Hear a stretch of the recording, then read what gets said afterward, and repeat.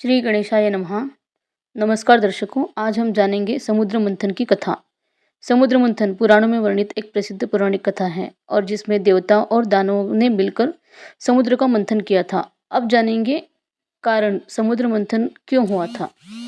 एक बार की बात है, शिवजी के दर्शन के लिए दुर्वासा ऋषि और उनके शिष्यों के साथ कैलाश जा रहे थे। मार्ग में उन्हें देवराज इंद्र मिले। इंद्र ने दुर्वासा ऋषि और उनके शिष्यों को भक्तिपूर्वक प्रणाम किया।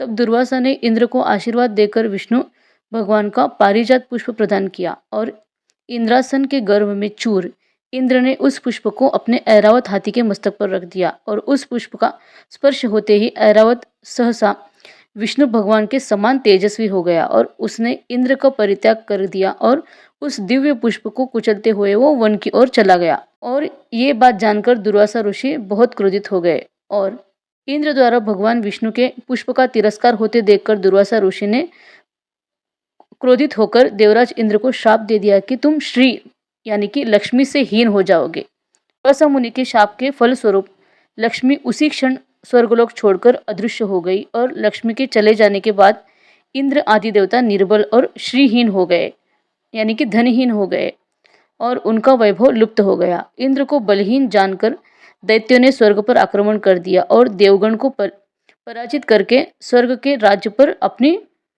चम फहरा दिया। और तब इंद्र देवगुरु बृहस्पति और अन्य देवताओं के साथ ब्रह्मा जी की सभा में उपस्थित हो गए और ब्रह्मा जी बोले, देवेंद्र, भगवान विष्णु के भोग रूपी पुष्प का अपमान करने के कारण रुष्ट होकर भगवती लक्ष्मी तुम्हारे पास से चली गई है और उन्हें पुनः प्रसन्न करने के लिए तुम भगवान नारायण की कृपा दृष्टि प्राप्त करो और उनके आशीर्वाद से ही तुम्हें अपना खोया हुआ वैभव वापस मिल सकता है। और इस प्रकार ब्रह्मा जी ने इंद्र को अस्वस्थ किया और उन्हें लेकर भगवान विष्णु की शरण में पहुंचे। वहां परब्रह्म भगवान विष्णु भगवती लक्ष्मी के साथ विराजमान थे। देवगण भगवान विष्णु की स्तुति करते हुए बोले, भगवान, आपके श्री चरणों में हमारा हमारा बारंबार प्रणाम। भगवान हम सब जिस उद्देश्य से आपकी शरण में आए हैं, कृपा करके आप उसे पूरा कीजिए। दुर्वासा ऋषि के शाप के कारण माता लक्ष्मी हमसे रूठ गई है और दैत्यों ने हमें पराजित कर स्वर्ग पर अधिकार कर लिया है। अब हम आपकी शरण में हैं, हमारी रक्षा कीजिए। भगवान विष्णु त्रिलोकादर्शी है और वे पल भर में ही देवताओं के मन की बात जान गए। तब वे देवगण से बोले, देवगण, मेरी बात ध्यानपूर्वक सुने, क्योंकि केवल यही तुम्हारे कल्याण का उपाय है। दैत्यों पर इस समय काल की विशेष कृपा है और इसीलिए जब तक तुम्हारे उत्कर्ष और दैत्यों के पतन का समय नहीं आ जाता तब तक तुम उनसे संधि कर लो। क्षीर सागर के गर्भ में अनेक दिव्य पदार्थों के साथ साथ अमृत भी छिपा है और उसे पीने वाले के सामने मृत्यु भी पराजित हो जाती है और इसके लिए तुम्हें समुद्र मंथन करना होगा। यह कार्य अत्यंत दुष्कर है, अतः इस कार्य में तुम्हें दैत्यों की सहायता लेनी पड़ेगी। कूटनीति भी यही कहती है कि आवश्यकता पड़ने पर शत्रुओं को भी अपना मित्र बनाना चाहिए। तत्पश्चात अमृत पीकर अमर हो जाओ, तब दुष्ट दैत्य तुम्हारा अहित नहीं कर पाएंगे और देवगण वे जो शर्त रखे उसे स्वीकार कर लो। यह बात याद रखो कि शांति से ही सभी कार्य बन सकते हैं। क्रोध करने के साथ हमें कुछ भी हासिल नहीं हो सकता। भगवान विष्णु के परामर्श के अनुसार इंद्रादि देव और देवगण दैत्यराज बलि के पास संधि का प्रस्ताव लेकर गए और उन्हें अमृत के बारे में बताकर समुद्र मंथन के लिए तैयार कर लिया।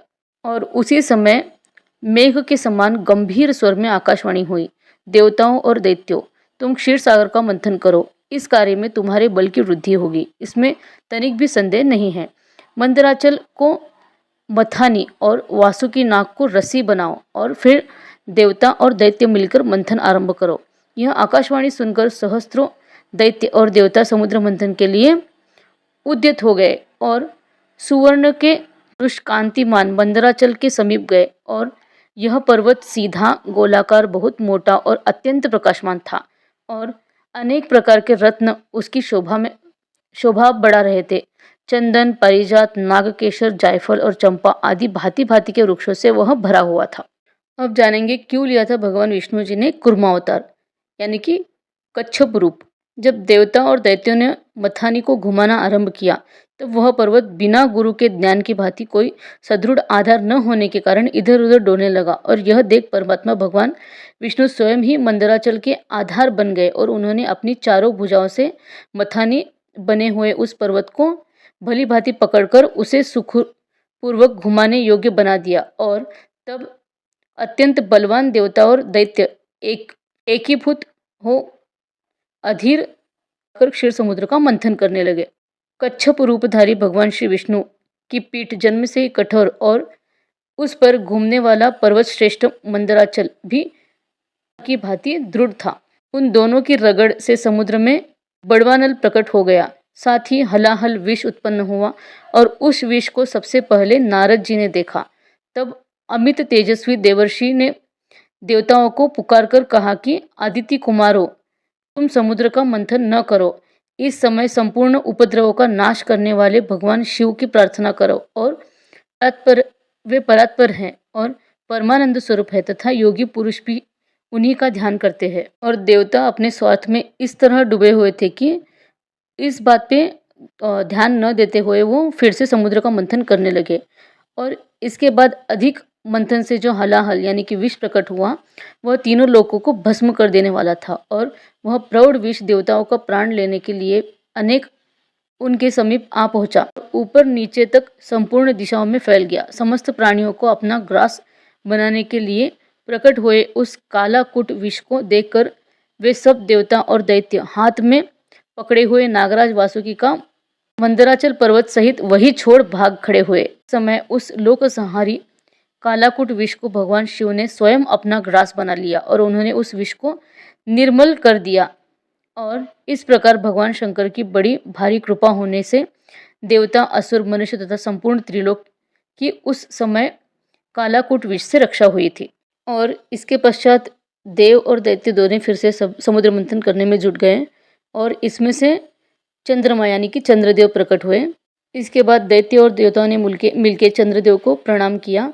चंद्रमा से गुरु का योग हुआ। बुध, सूर्य, शुक्र, शनि और मंगल भी चंद्रमा से संयुक्त हुए। इसलिए तुम्हारे कार्य की सिद्धि के निमित्त इस समय चंद्रबल बहुत उत्तम है। यह गोमंत नामक मुहूर्त भी है जो विजय प्रदान करने वाला है।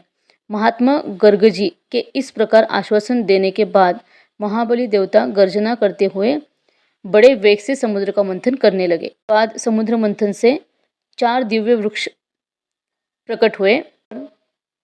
चारों ओर बड़े जोर से आवाज उठ रही थी और इस बार के मंथन से देव कार्यों की सिद्धि के लिए साक्षात कामधेनु प्रकट हुई थी। उन्हें काले, श्वेत, पीले, हरे तथा लाल रंग की सैकड़ों गौएं घेरे हुई थी। और उस समय ऋषियों ने बड़े ही हर्ष में भरकर देवताओं और दैत्यों से कामधेनु के लिए याचना की और कहा कि आप सब लोग मिलकर भिन्न भिन्न गोत्र वाले ब्राह्मणों को कामधेनु सहित इन संपूर्ण गौओं का दान अवश्य करें। इसके बाद वे फिर से समुद्र मंथन करने लगे।